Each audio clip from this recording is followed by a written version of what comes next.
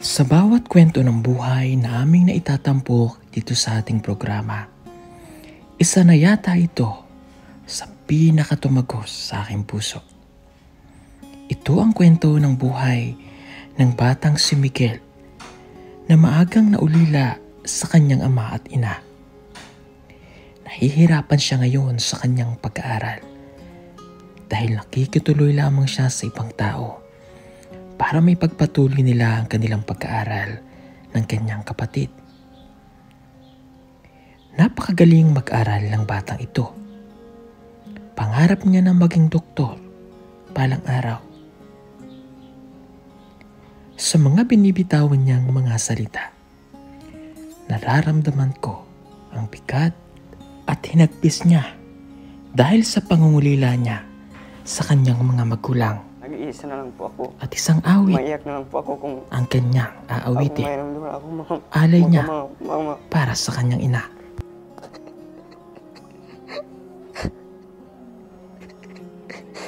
Ay, nasaan ka ngayon?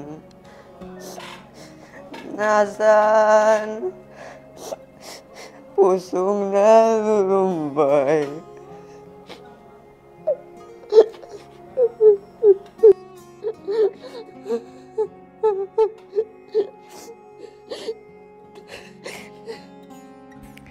Mga kababayan, narito po ang kwento ng buhay ni Miguel.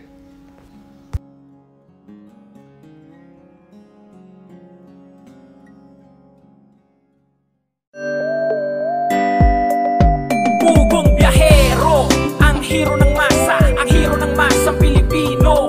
Handang maggala sa kabundukan para ang ating kababayan ay mapuntahan. Ang pugong biyahero, handa na tulungan malayong kababayan na nangangailangan. Hindi namimili kahit pa na sino. Pugong biyahero, hero ng masang Pilipino.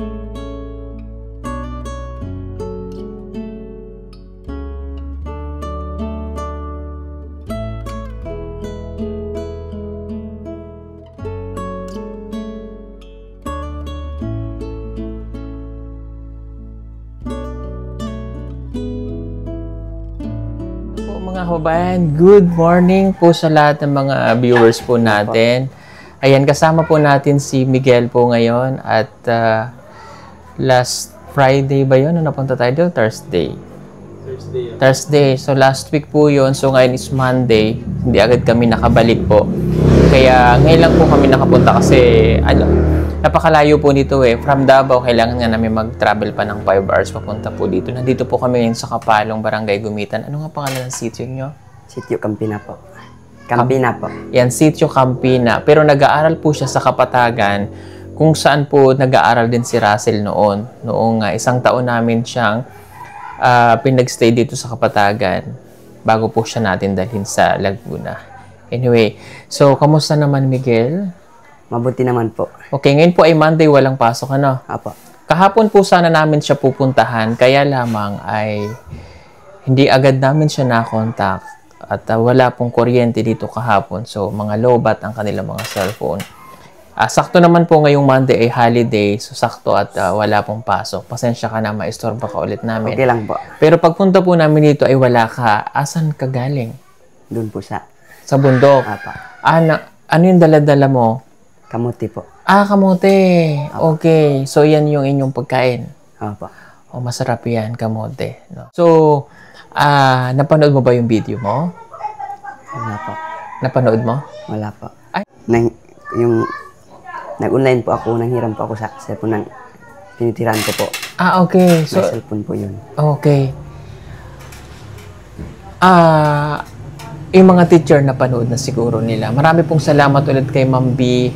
Ayan si Ma'am Lucelle at saka si Ma'am B. Apo. Ayan, marami pong salamat. Thank you po. No?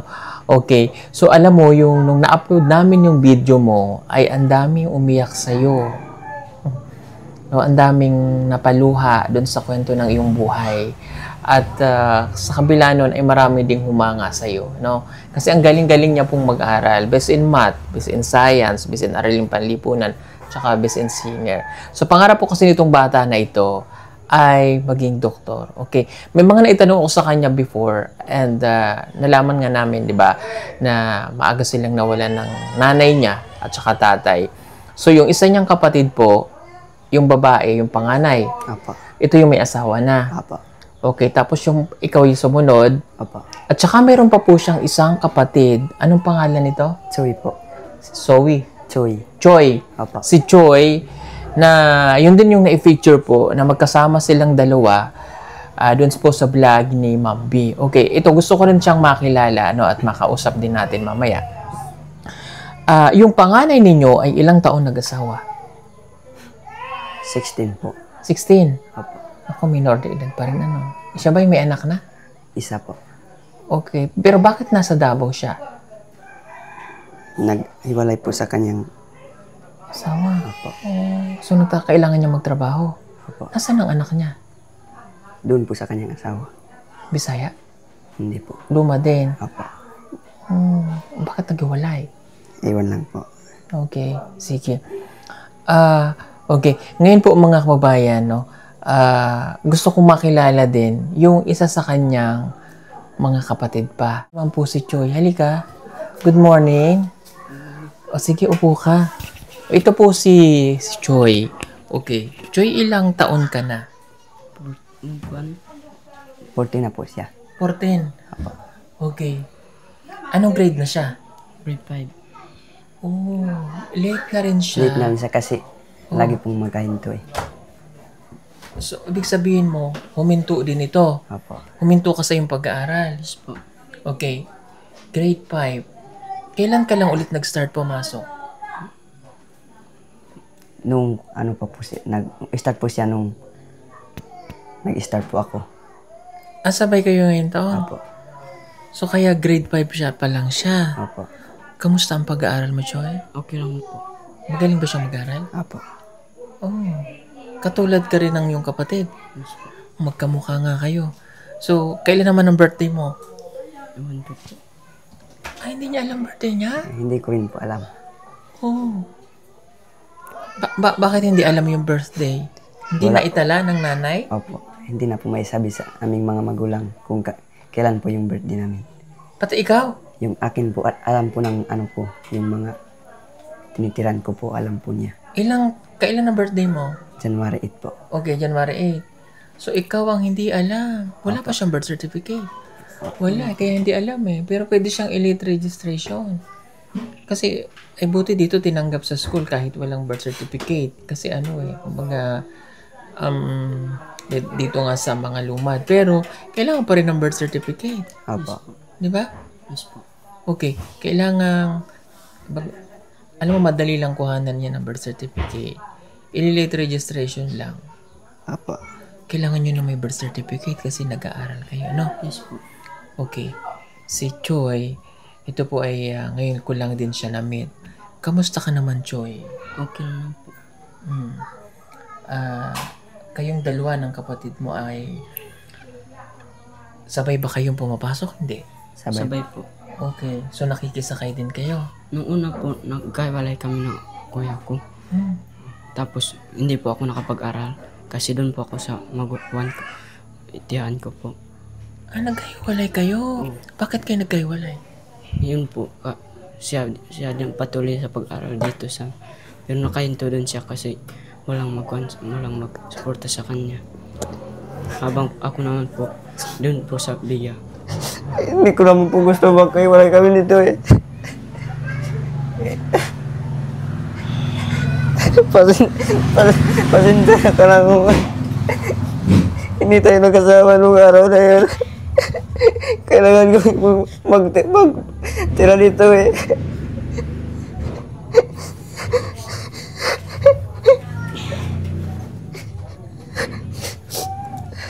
Lagi ko po siyang inaalala nung nagkaiwalay kami kasi.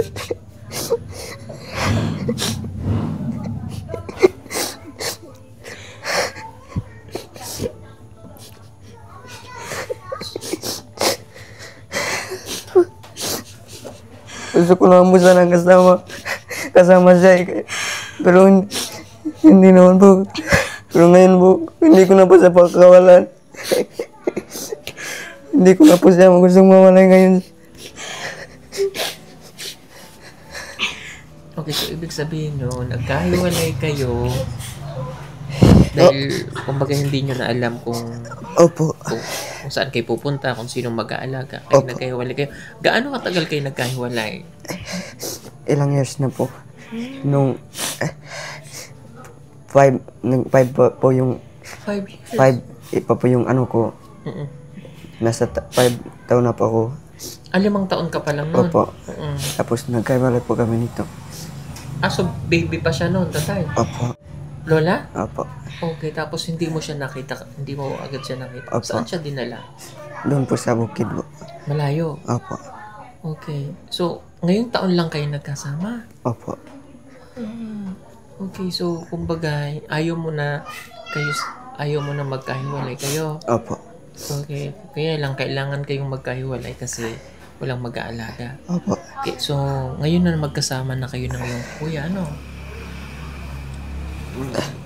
Okay. Sobrang saya ko na po ngayon kasi sumama na po ito sa akin. Eh, doon naman po, doon kasi siya tumira sa doon eh. Pero ngayon po, sinama ko na po siya. Okay.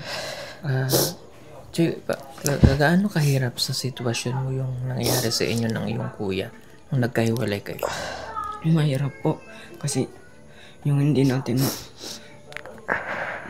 kasi sobrang hirap. Bisaya naman. Yung mahirap sana ng trabaho, masubukan natin dahil walang mag-aalaga sa atin. Ibig sabihin niya po yung kahit hindi niya po kaya na trabaho, kakayanin niya po. Yun po ang inaalala ko sa kanya eh. Baka mapapano po siya. Anong trabaho mo doon sa lola? Tumutulong po ako sa aking lola. Kasi matanda na po siya. Wala na po siyang lakas.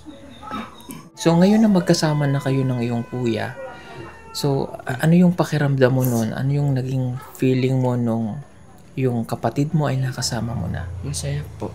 Sobrang saya ko po. Kasi Sabi na po kami mag-aral. Nung sa una po hindi po kami magkasama kasi doon po siya sa malayo eh. kahit saan po ako makatira kasi wala pong mag-aalaga sa akin. Tapos yung inaalagaan ko po, mga atik ko po, o hindi, palagi nila akong pinagawan. Nagpatrabaho ng mabigat. Tapos yung mga tiyan ko po, wala pong pakialam sa amin. Walang pakialam sila sa amin kasi kahit saan lang kami makatira.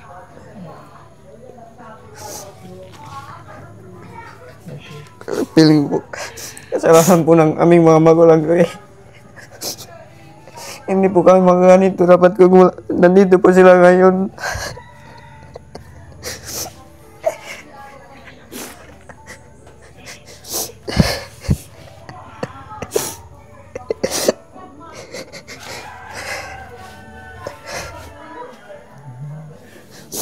Okay lang.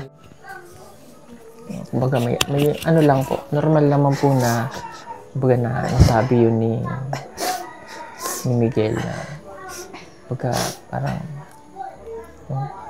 di naman talaga kasalanan ng parents nyo yun, no?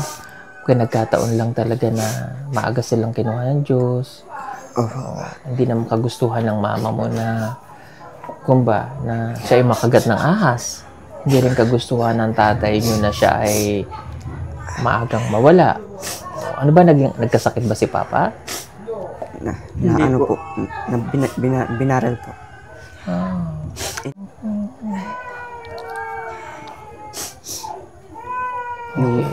Wala pa pong krasada dito. Hindi po.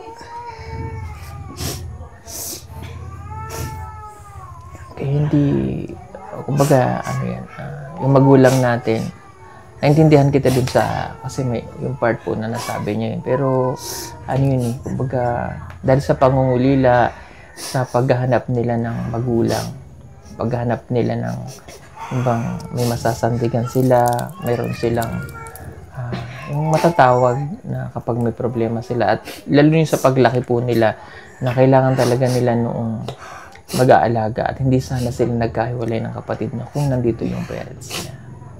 Pero ano naman, kumbaga, minsan yung mga ganong pangyayari ay yun yung nagpapalakas sa atin, diba? O kaya ngayon na magkasama na kayo, buuin nyo yung yung mga sarili nyo na kahit wala yung magulang ninyo, magtulungan kayong dalawa. Opo. No? Ano ba yung pangarap ni Choi para sa kinabukasan mo? Ano yung pangarap mo? Pangarap ko po na makatapos ng pag-aaral. Sana makatulong sa mga mga nagsuportan, nagpalaki sa akin.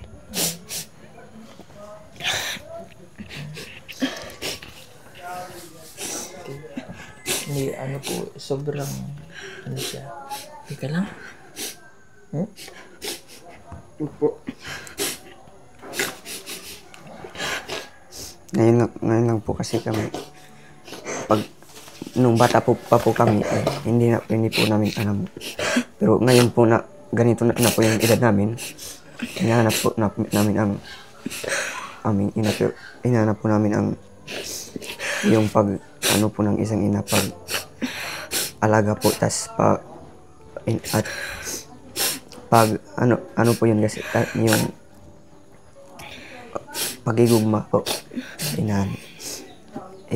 hindi namin po na yun, hindi na po na agian po yung pag-igugma sa inahan o amahan.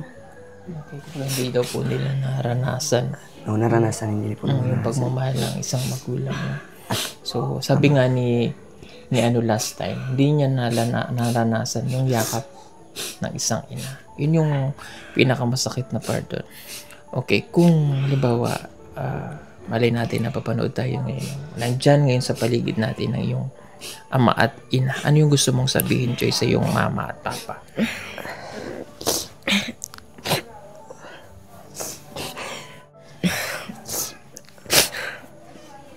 Sana po narito po kayo. Sana po masaya po kayo sa kung saan nyo.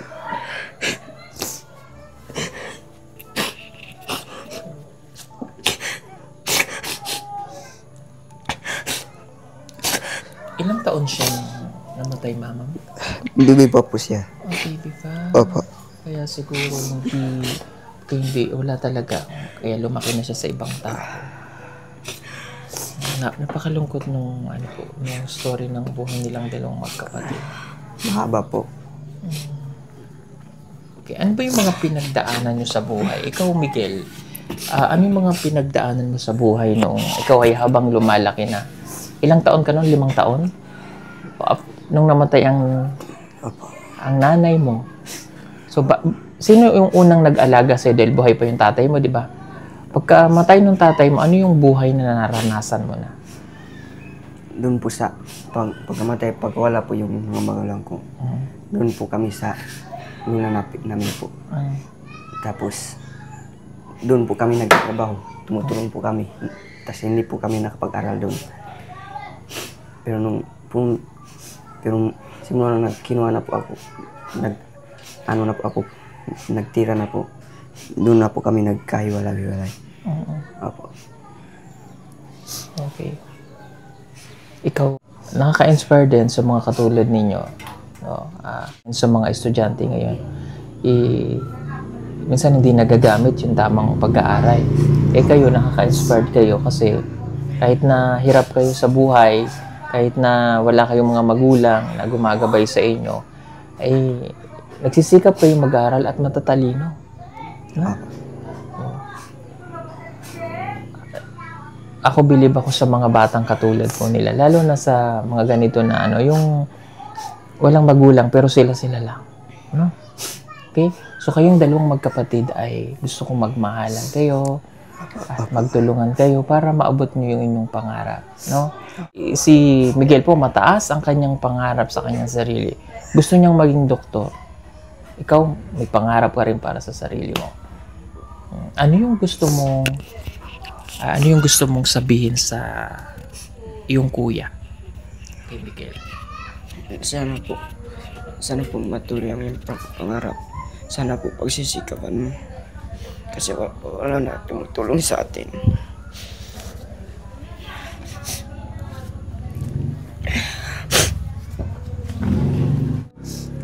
Huwag ka na mag-alangay. Nandito ka na sa akin. Hindi na kita pababayaan. Kung anumang daranan natin, kakayanan natin, magtulungan tayo.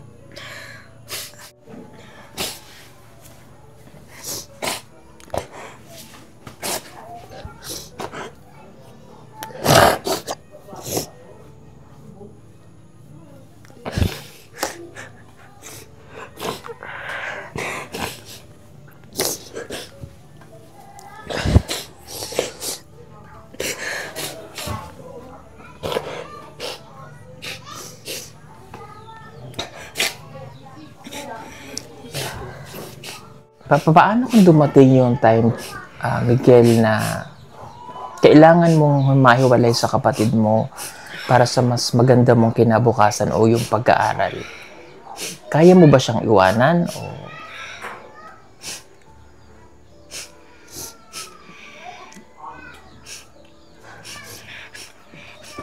Hindi ko po kayang iwanan siya. Hindi ko po kayang iwanan.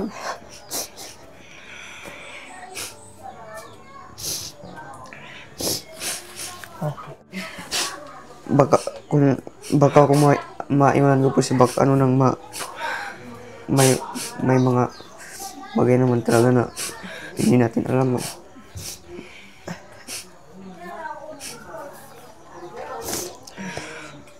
Kasi ni Miguel na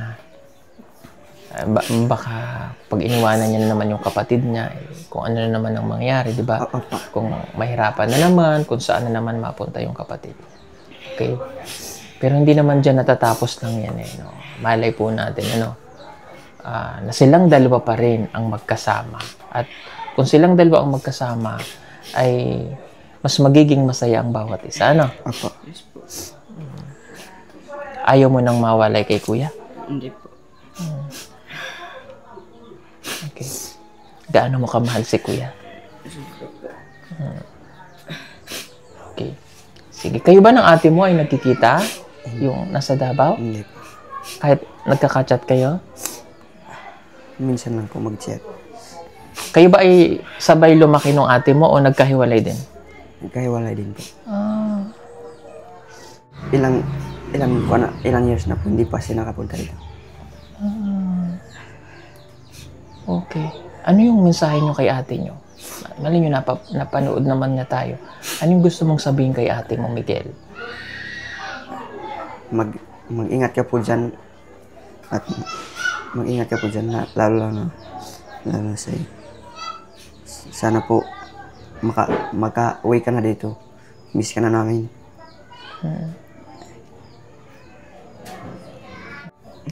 Sana po umuwi na po siya. Sana daw ay umuwi ka na. Ako rin gusto kong makita yung ate niya. Okay. Bigyan kita nitong jacket. Hindi. Ito na yung cellphone para sa'yo. Cellphone. Yan. Yung cellphone na magagamit yung dalawang magkapatid muna para sa inyong pag-aaral. Sige, buksan nyo. Yan ay para sa inyo. Kumbaga, ito naman ay grade 5 pa lamang. So, kumbaga, hindi pa masyado kailangan yung cellphone. Ito, high school na. No? Okay lang naman. Si kuya mo na yung may cellphone. Sige, buksan mo, Miguel.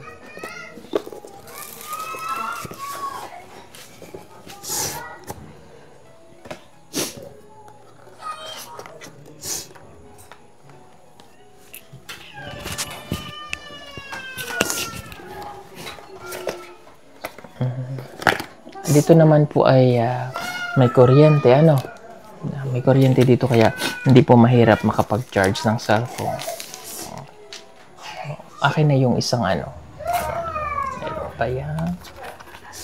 malaki na po itong tulong sa akin. Malaki na po tulong ito sa akin. Masaya ka ba? Opo.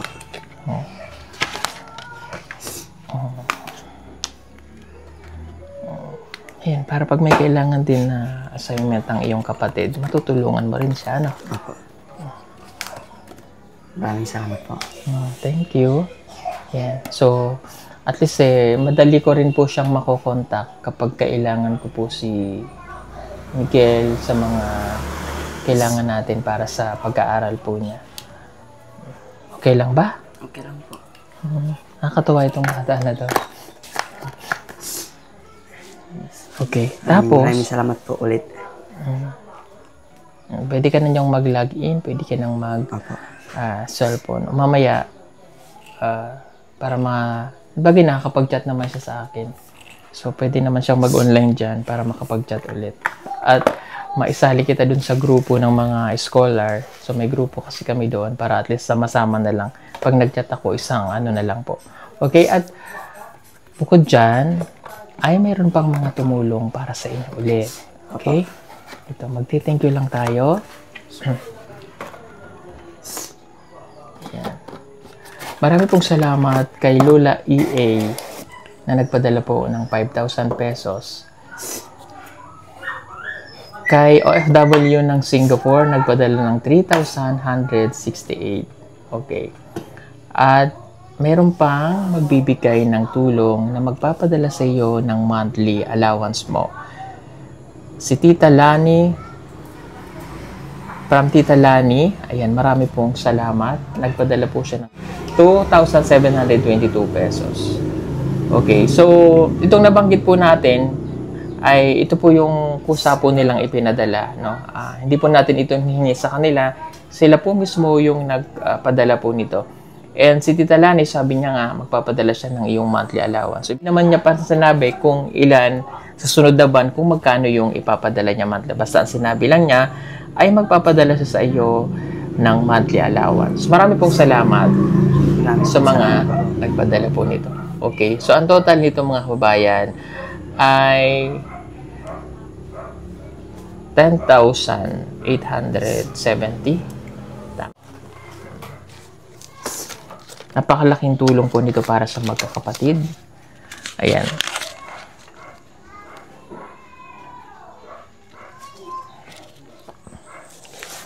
One, 2, 3, 4, 5, 6, 7, 8, 9, 10, 11,000. Maraming salamat po. Ito. Okay. Itago nyo lang para yung pang-araw-araw ng baon, no? Opo. Meron pang mga nag-message sa amin na magbibigay ng tulong para sa inyo. Kaya lang, hindi pa nila hindi pa ulit sila nakapag-message kung nakapagpadala na sila. Kapag mayroon naman, isasabihin ulit din namin sa inyo. Siyempre, yung pangako ko na monthly ay magbibigay din ako sa iyo by September na ulit. Ano? Maraming salamat po. Okay? So, itago nyo lang para mayroon kayong pangbaon ng kapatid mo, pambili ng project, ha? Opo. Yes po. At Malaking tulong na po sa amin itong kuya ko. Maraming salamat po. okay. Huwag niyong sasayangin yung oportunidad at yung tulong na ibinibigay sa inyo ng mga guro nyo, ha? Kasi napakababait nila, no? Opo. Kahit wala kayong magulang, tinuturi nila kayong anak. Okay? Opo. At palagi niyong tatandaan na wala man kayong parents, no? May gagamitin ng Panginoon para kayo ay matulungan. Diba? Tapos huwag niyong ikakahiya na ganito lang tayo. Opo. Yes po. Tapos palagi niyong isama sa panalangin ninyo yung mga magulang ninyo. Opo. No? Saan ba sila nakalibing? Nandun po. Doon po yung aming ina. Yung tatay namin doon po. Malayo. Opo. Sa patel po. So pinupuntahan niyo naman? Hindi po. Hindi po namin alam kung saan po nakalibing. Kahit si mama mo? Opo. Hindi niyo rin alam? Ang hirap naman nun. Kaya hindi niyo alam kung paano niyo yun madalaw niyo man lang sila, no? Yes po. Okay. Sige po mga kababayan. Maraming salamat po ulit sa lahat ng mga nanood ng ating part 1 at ito po yung part 2. Sana mapanood nyo pa rin po at maging inspirasyon sa mga kabataan ngayon na nag-aaral na. Huwag nyo sayangin yung pagkakataong binibigay sa inyo ng mga magulang ninyo para makapag-aral. Wala silang mga magulang pero patuloy silang lumalaban at nag-aaral. Maraming pong salamat. God bless po sa inyo. Thank you. Bye-bye. Mainit ang panahon at kailangan mong magtipid ng kuryente. Huwag kang mag-alala dahil meron tayong solar stand fan. Pwede mo na itong gamitin gamit ang solar panel at pwede rin ito sa electric. Napakadali lamang nitong gamitin. Isaksak lamang ang cable ng solar panel sa stand fan.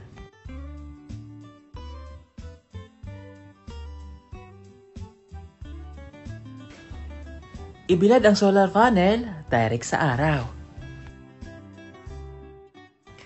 At ayan, pwede mo na siyang gamitin.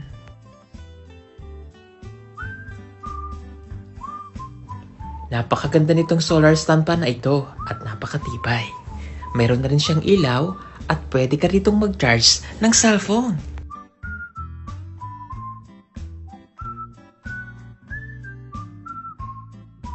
Kaya ano pang inaantay ninyo? Mag-order na at mag-message lamang po kayo sa aming messenger account at PB Team Solar.